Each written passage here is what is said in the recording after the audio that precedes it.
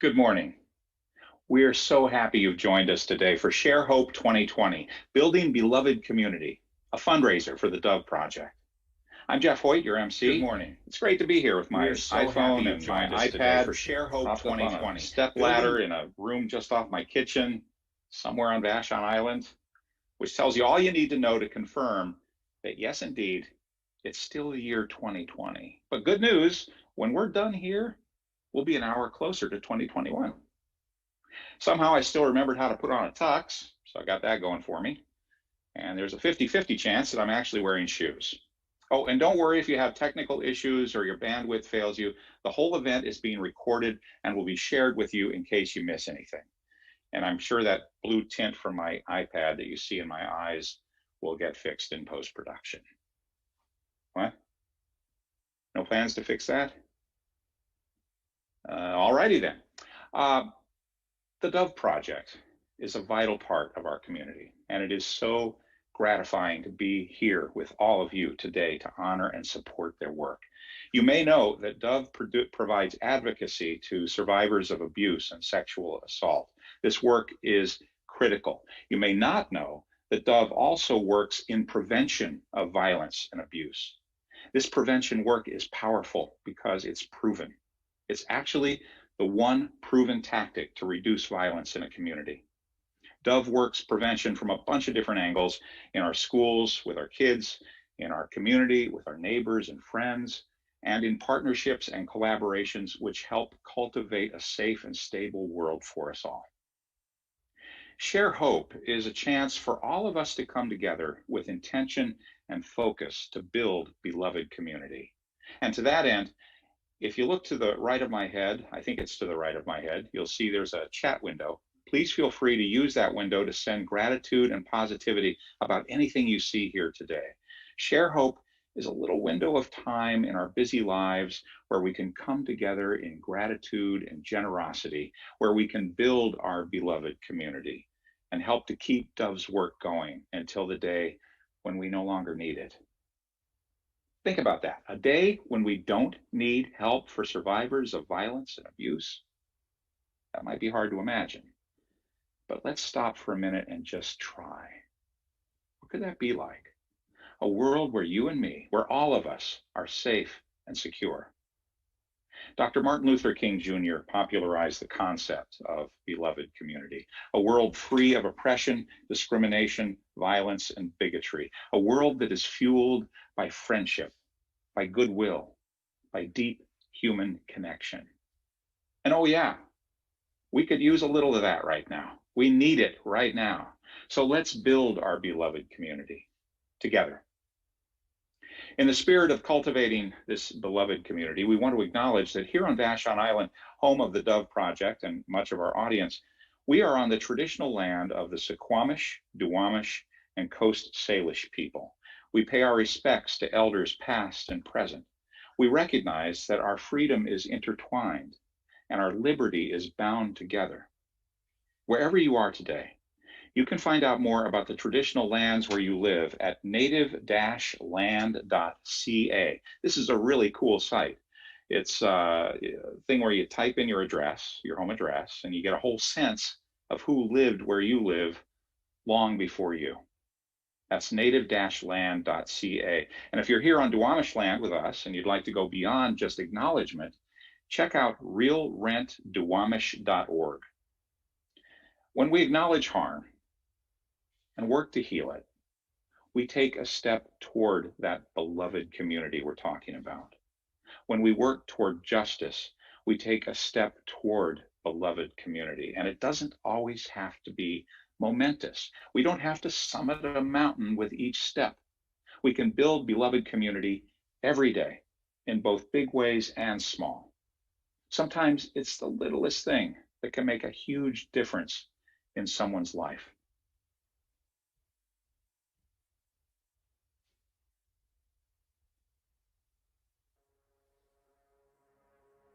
Years ago, I was very unhappy. I felt oppressed by my life. I felt alone, lonely, mistrustful of myself and others, scared to keep going. My life felt meaningless and honestly not worth living. I was in the early years of sobriety and I was struggling with demons. I was paralyzed by fear of making another terrible choice, another wrong decision. My friend's dad offered me some advice. Take a step in any direction. Get the bus of your life moving. As the years have crept up on me, I continue to lean on his advice when I'm stuck. And now I have a lot of experience with getting the bus moving, keeping it moving, and seeing the light of a life worth living. I remember when I very first started experiencing domestic violence, years and years ago. I became a person who couldn't look you in the eye when I spoke. I felt very ashamed. I was scared for my life. I finally got out of that marriage. Sometimes I still feel isolated. Video, so somebody will have to I have a small business, and with the pandemic, I've had no income since February. But I have the community. For example, I couldn't hear my customers coming in when I was cooking in the back. A customer brought me a door chime. So now I can hear when a customer walks in, and I can come out of the kitchen and help them. It feels like a family. Without that, the insecurities would probably destroy me. The voice of my ex-husband is still in the back of my head, telling me I'm no good and I'm ugly.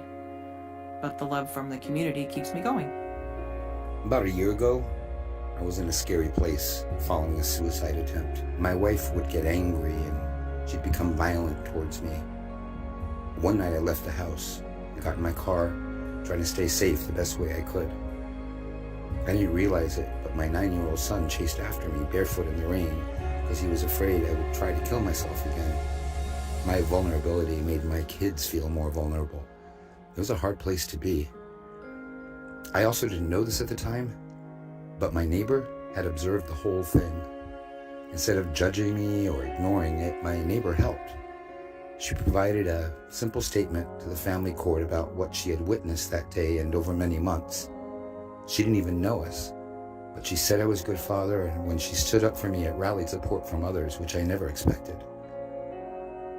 It may have seemed like a small thing to her, but what she did made all the difference for my family. Thank you for saving our lives.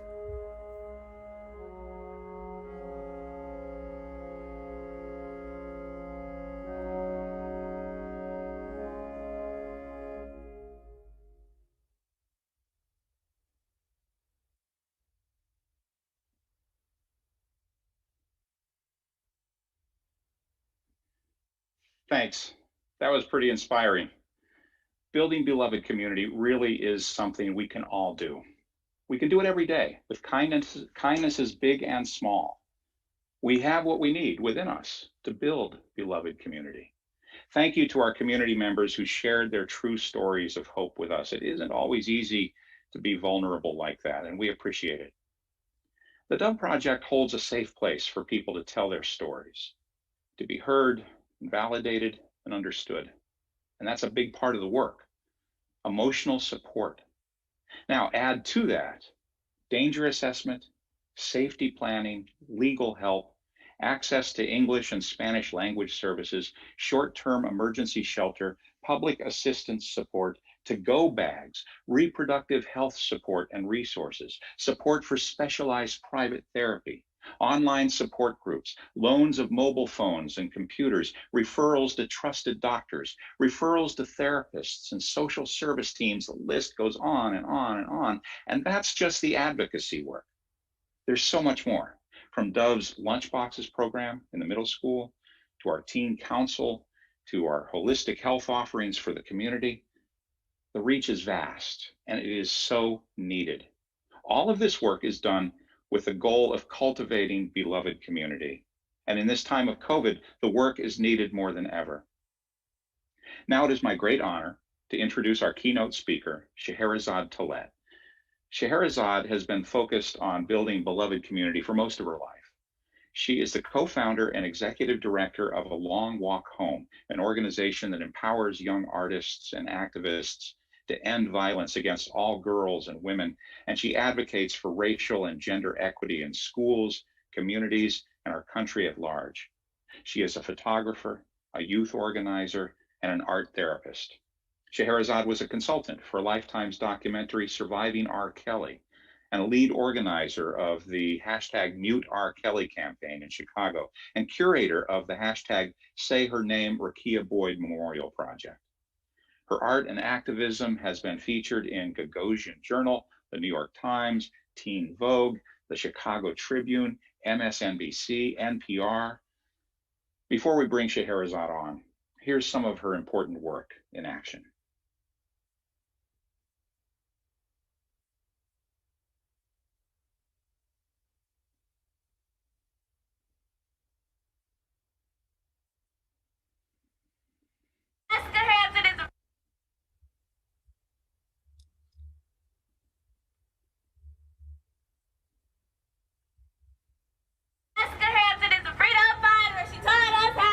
Say what? We gon' fight our day and night until we get it right. Say what? What's that I want, my people? What's that I want? We on the freedom side. What's that I want, my people? What's that I want? We on the freedom side. When we heard the story about Jessica Hansen this summer, July 23rd, a mother of 6 who was killed by her boyfriend on the Red Line, as bystanders watched, and her last words being, "Please help me." There is something that, that should have never ever happened, and it just really chills us even repeating that out loud, that was her last words, but no one intervened. And I knew from that moment that we had to do something about that. Jessica Hansen! Jessica Hansen! Jessica Hansen! Jessica Hansen! Jessica Hansen! Jessica Hansen! Jessica Hansen!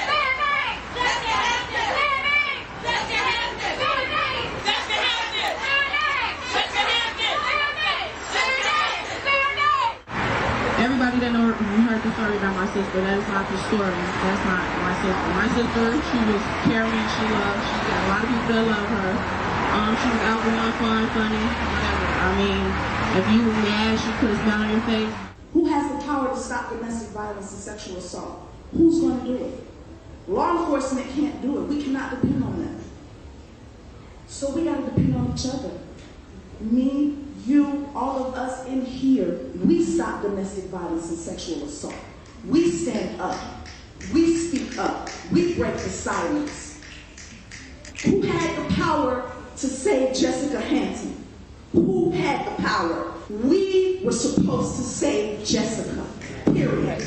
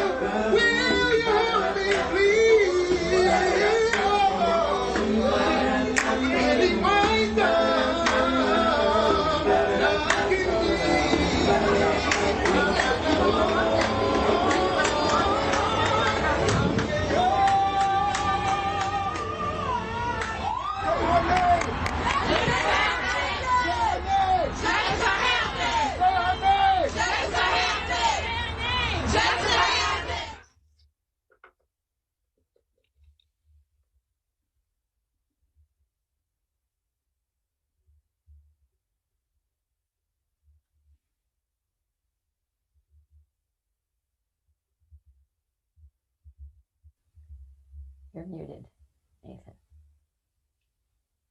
Our next guest is Ice Cube. If you know anything about him, and you probably do, you know he started his career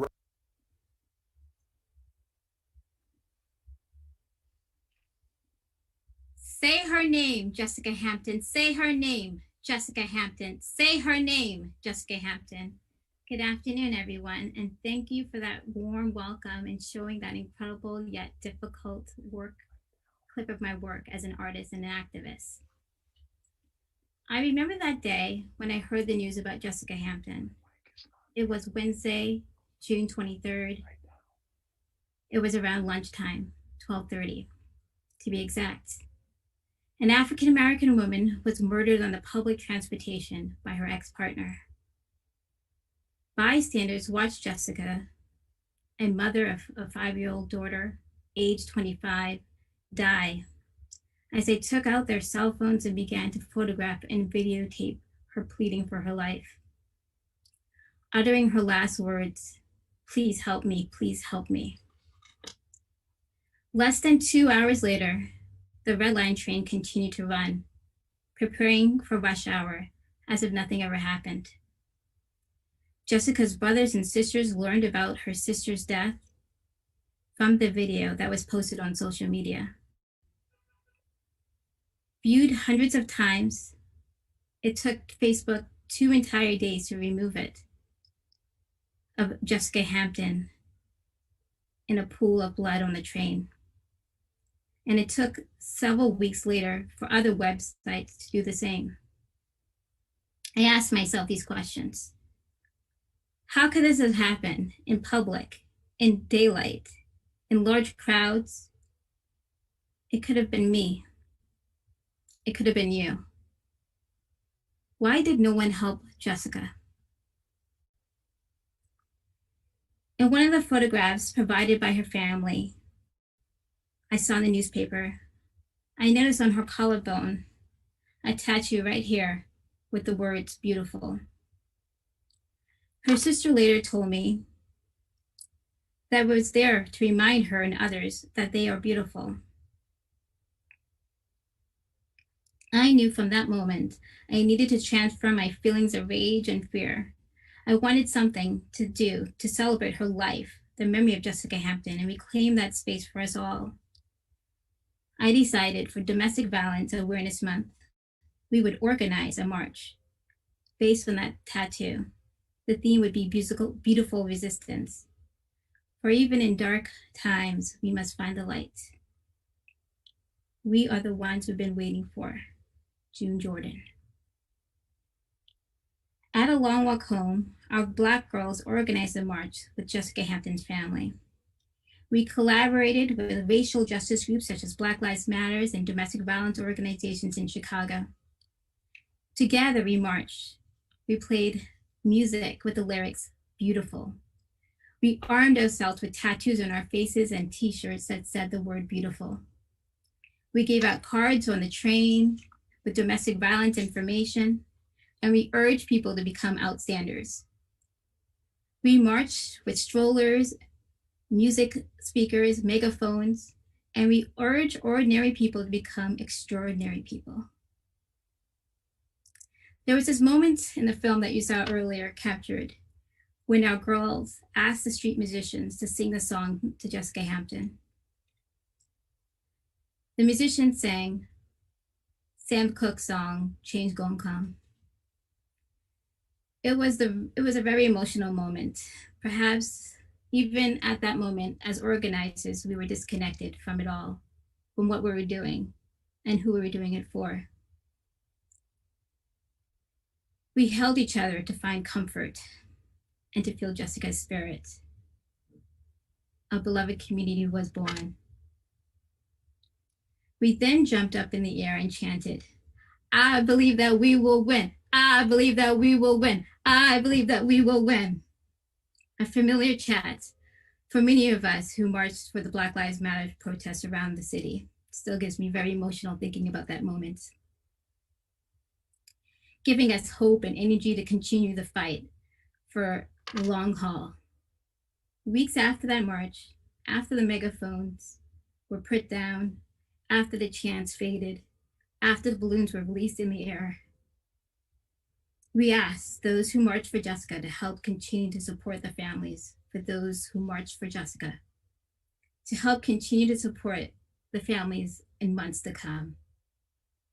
by supporting her with a tombstone for Jessica Hampton's burial site, by providing financial assistance for their families, by providing resources such as counseling, legal advocacy at domestic violence organizations. You see, ordinary people can become extraordinary people. The beginnings.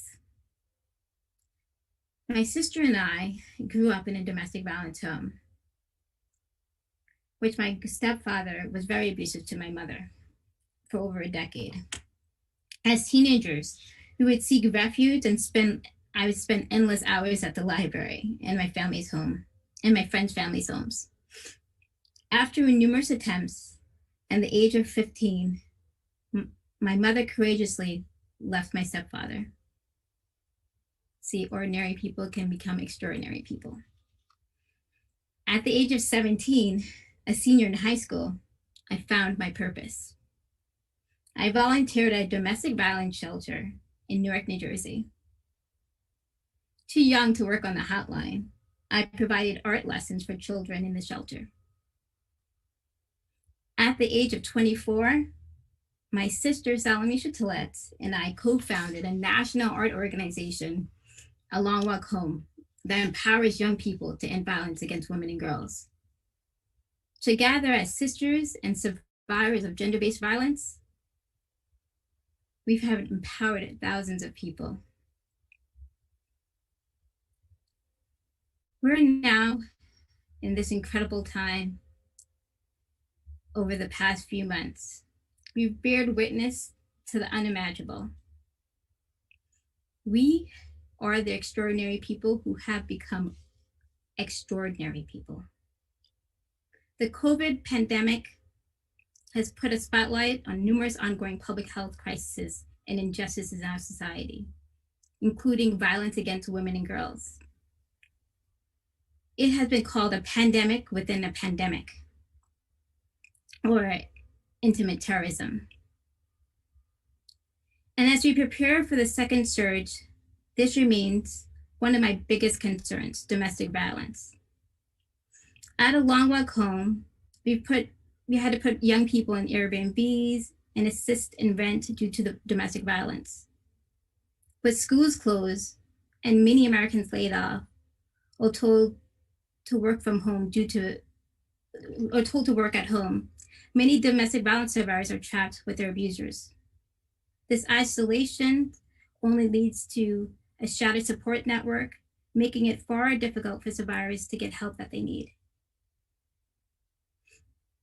In April, United Nations Secretary General said, "For many women and girls, the threat looms largest where they should be the safest, in their homes." We know that lockdowns and quarantines are essential for suppressing COVID-19, but they can trap women with their abusers. So even before COVID-19, domestic violence was one of the greatest human violations. Domestic violence is a leading cause of death amongst African American women and Indigenous women and girls. Dove workers are on the front lines, attending to high volumes calls and demands in their communities, putting themselves at risk, unable to fund in traditional ways and having a limited budget. They have become ordinary people who become extraordinary people. Over the past months, I've been blessed to connect with their board of directors and see that they're a small organization on an island, and that the survivors are facing even more economical and isolation barriers than most domestic violence victims.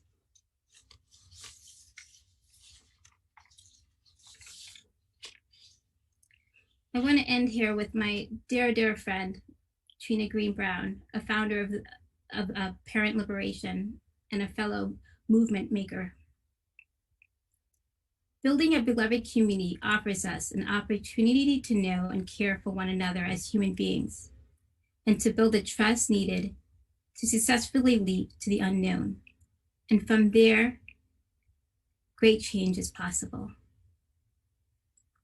It will take us all to end violence against women and girls. We need you to be extraordinary now, for we are the ones you've been waiting for. Thank you. Scheherazade, thank you. And I timed your talk, and it did not take 1001 nights. Honestly, though, your words and your life's work are truly inspiring, and this is what we mean when we talk about sharing hope. So again, Scheherazade, thank you. Building beloved community isn't something that just happens. It requires focused effort, persistence, and dedication, hard work, and hope.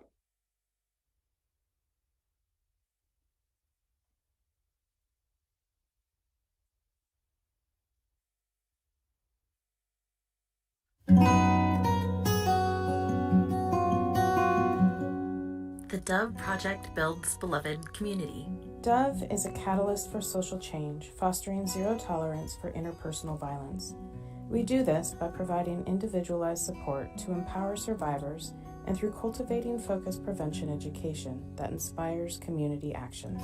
So, how does Dove put all this into action? Well, we do it with 3 pillars. The first pillar is advocacy. The model for survivor advocacy at Dove is empowerment-based advocacy. This means that the survivor is at the heart and center of their own experience, and they lead us to support them on their journey to healing and beyond. People come to Dove surviving complex situations, and we offer an accessible ear and informed resources. Advocates stand with survivors. Advocates highlight the survivor's voice. Slowly, over time, or even sometimes during the first meeting with a Dove advocate, survivors of domestic violence begin to be seen, heard, validated, and believed. This is everything. Dove's legal advocacy serves to join survivors through their court proceedings and navigating the process. We help them with exploring civil legal aid for representation and assisting with filing protection orders. Safety belongs to everyone. To know that they have someone there by their side who will be there no matter what the outcomes are of the case, our advocates are there for their survivor. This concept is at the core of our advocacy at Dove. Advocacy enhances the safety and well-being of people affected by violence. Survivors who receive advocacy report enhanced mental and physical well-being. They strengthen their social support networks. They have increased access to vital community services, and they have a reduced risk of experiencing future abuse. It works. Advocacy works. The second of our 3 pillars is community engagement. Dove believes that everyone deserves to feel safe in our community, in their relationships, and we're always working to evolve our offerings so that we're meeting the needs of our whole community. In the last few years, we have worked very hard to build deep relationships and trust with collaborators in the Latinx community, with our seniors, with the LGBTQ+ community, and with people of color on the island, so that we're really meeting the needs of everyone. Dove's community engagement work cultivates beloved community by building on individual relationships and fostering human connection, like delivering care cupcakes to our frontline workers in our community. On a larger scale, Dove has mobilized around collective care with other island agencies to provide mutual aid to support the health and well-being of all of our neighbors through Vashon Be Prepared. Listening, establishing trust, collaborating, and sharing with one another brings us to a place where we can move forward together as a community. Dove's collaboration on these efforts helps support a beloved community that cares for all. Partnerships work. Every single day, our reach gets further and further and further into the community through those partnerships. Our third pillar is prevention education. We do so many really amazing programs with our youth and with the island at large. We have, for example, our Athletes as Leaders program. We have our lunch boxes, that is a middle school program we do. We have coaching boys into men in our athletic teams. So many impressive and really effective projects. Teen Council works to cultivate beloved community by seeking out opportunities to educate young people about human sexuality and healthy decision making. Teen Council inspires teens to use their voices to advocate for just and humane policies within their communities. The more young people feel safe and supported, the more space they will have in their own lives to support others and help them feel safe. All of these three pillars, this is the way we build beloved community every single day. We can only do all of this with your help. We do it because of you and for you and with you. So let's build it.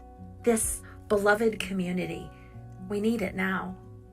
Let's build it together.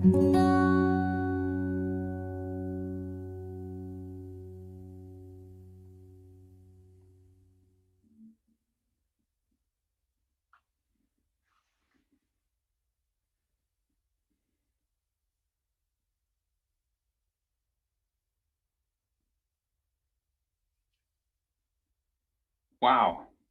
Thank you, Dove.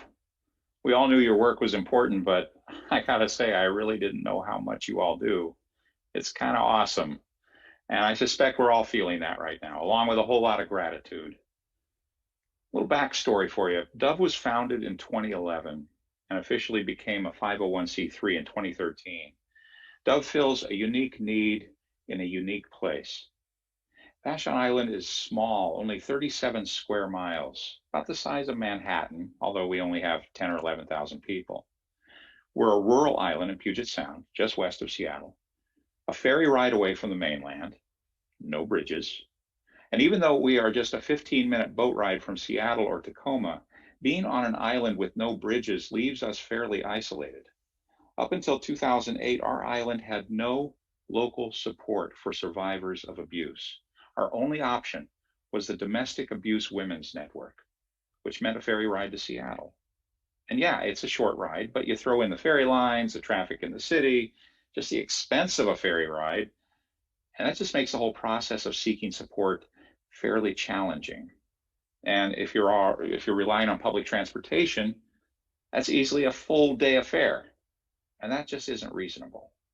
If you have to work, if you have a partner who controls your time or finances, help can get beyond your reach pretty quickly.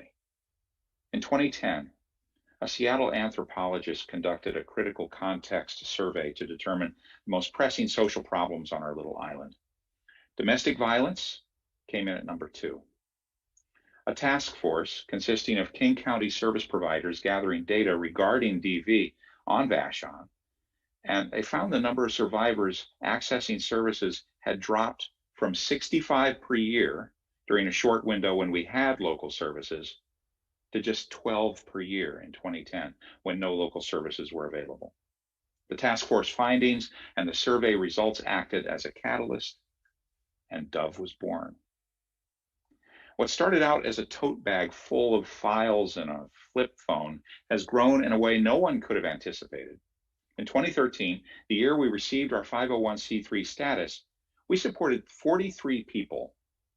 In 2016, we supported 500 people.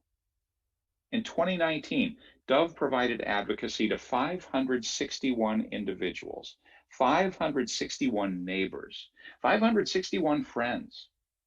So far in 2020, we are on track to exceed that number significantly, including increasing service numbers for teens, seniors, and those who identify as LGBTQ+.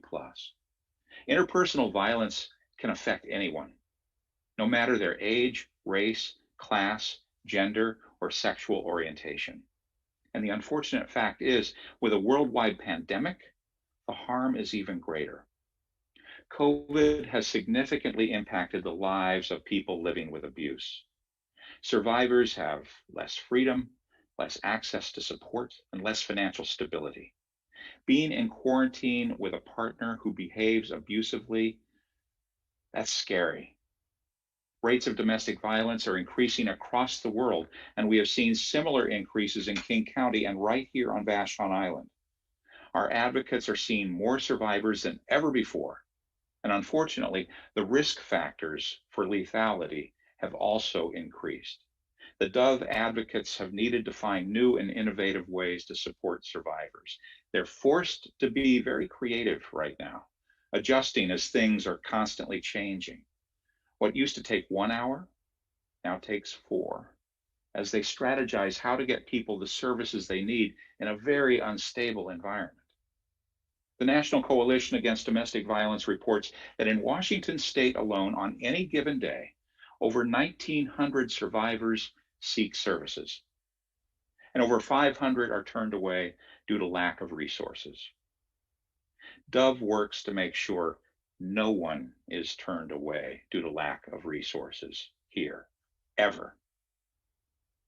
And all this works. Advocacy works. Prevention education works. And community partnerships work. Dove is building beloved community every single day. It is awe-inspiring and it's energizing.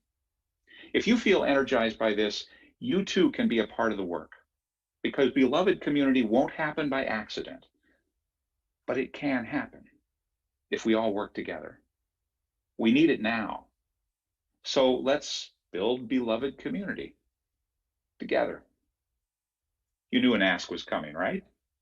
Well, it's my pleasure to ask you to open your heart and your pocketbook and invite you to join Dove in building beloved community right now. If you just look below our live stream screen, you'll see the link to donate right there. I'd like to ask you to click that link and open a new window on your computer, or pick up your smartphone and go to vashondoveproject.org. On your computer, you'll find the donate button at the top right, I believe. On a smartphone, depending on your browser, the donate button will either be just below the phone number, toward the top, or all the way at the bottom. It's easy, you'll find it. If you're able to donate $5, just $5 today, you will cover a passenger ferry trip for a survivor's medical appointment or court date. Can you give $10? That covers a meal for a survivor fleeing a dangerous home. $30 covers 1 hour of lunch dates with Dove for our middle schoolers. $40 buys a prepaid burner phone for a survivor. Now, what if you want to help long term? Not just today, but you really want to invest in beloved community. Become a monthly sustaining donor. It's easy. You'll never have to think about it again. And you'll know that each month you're making this work possible. That's another option that's open to you. Now, if you have $50 to donate today, that replaces the locks on a survivor's home, or covers 1 hour of legal assistance to help a survivor prepare for court. $100 creates a comprehensive safety plan or supplies a survivor go bag. $200 covers 2 days of rape aggression defense training for a woman or a teen. $500 buys a 4-week wellness series for survivors. $750 pays for our annual state-mandated advocacy training for 1 advocate. $1,000 buys 6 months of private counseling for an adult or child survivor of domestic abuse. And $5,000 pays for 65 hours of peer-led sex ed for our island schools with our Teen Council pilot program. So you can see how you can make a difference right now. Think about what you can give, and then give a little more. Thank you. On behalf of survivors, on behalf of the entire Dove staff and board of directors, thank you. Thank you to our wonderful keynote speaker, Scheherazade Tillet. Thank you to our ASL interpreters, Dawn Trouve and Suzanne Greenberg. Thank you to Scott MacLaughlin and Anne Petrokubi, our generous and intrepid filmmaking and animation team. Thank you to Julia Anderson for her bravery in telling her story again and again in such an impactful way. Thank you to Mica Gaxiola-Flynn, our illustrator and designer. Thank you to our voiceover actors, Tara Schaller, Jennifer Potter, and Chris Basha. Thank you to all the businesses who donated to the Dove Pay It Forward boxes that the first 50 local ticket buyers are enjoying, including Vashon Island Baking Company, Mica's Kitchen, Seattle's Chocolates, and Island Queen. And thank you to our Dove staff, Tracy, Maya, Nin, Rashawn, Kyle, Heidi. I think I got them all covered there. Thank you so much. And thanks again to you, our friends and neighbors, for spending your morning with us. I'm Jeff Hoyt. It's been a pleasure to be with you. Now go enjoy the rest of your weekend, knowing that you have taken crucial steps today to build beloved community.